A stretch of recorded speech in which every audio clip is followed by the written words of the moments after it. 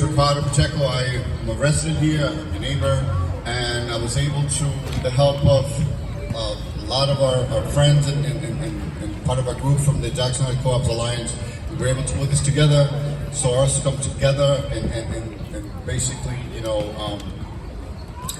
remember and honor and celebrate the life of all victims of gun violence, and in particular, we are now, today we're honoring the victims from Texas and from Buffalo, and so we must keep them in our minds, and we are here just to do that, to come together and celebrate. First, I'd like to ask Emma if you could come please and sing the national anthem for us.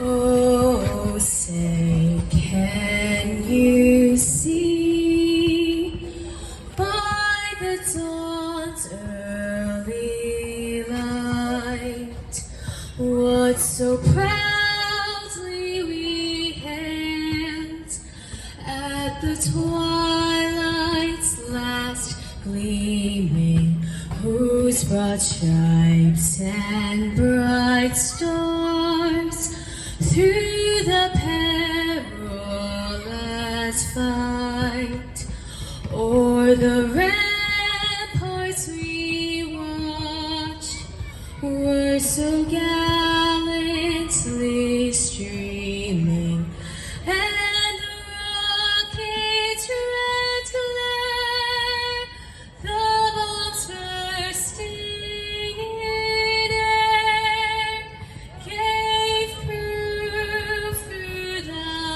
night that our flag was still there.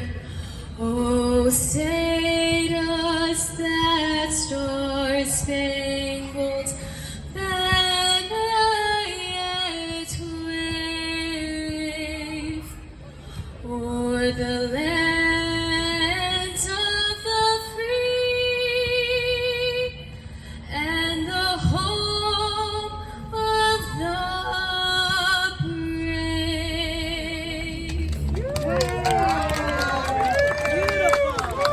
Beautiful. Thank you, Emma. This is absolutely beautiful voice. Thank you. And now I'd like to introduce our commanding officer for the 115th precinct, that he was working with us and planning and getting this event together. And thank you, Inspector.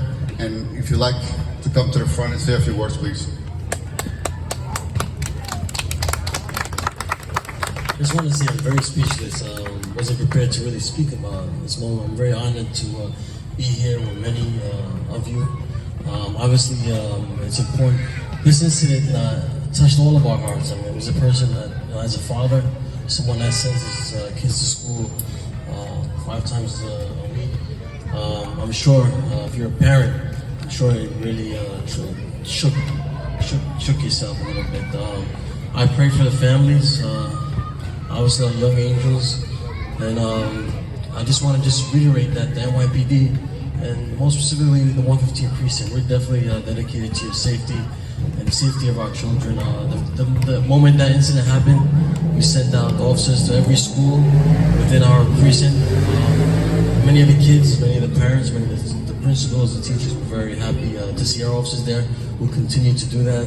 And just again, like I said, not much I can really say other than I pray for the families, and we continue to pray. And I just want to end it with one of the best verses I ever read in the Bible.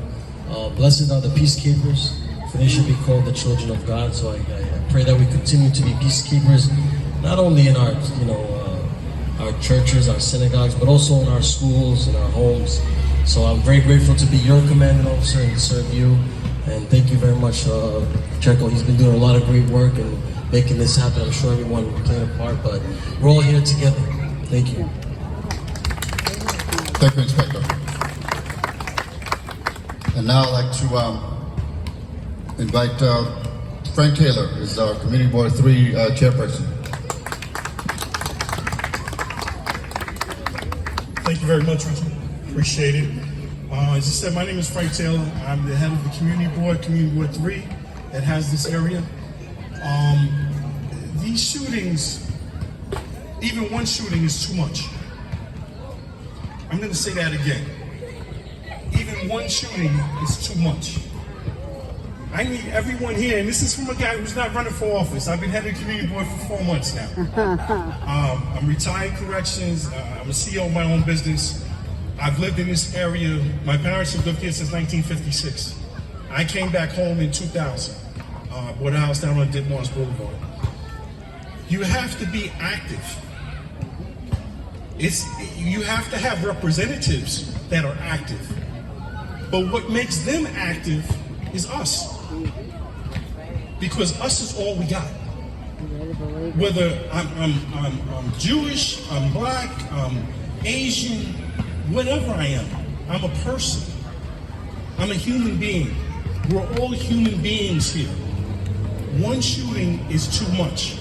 I need you guys to get on your phones.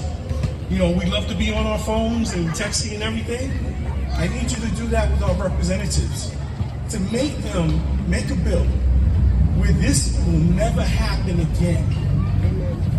Let me say that again.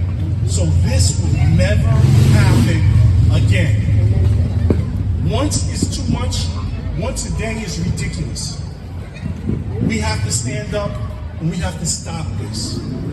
Ladies and gentlemen, my neighbors out here, the only way that it gets stopped is from us. Please motivate yourselves, get together in your groups, block associations, civics, whatever, and get these representatives to work. Because our kids are dying. Our people are dying. Those kids don't come home again.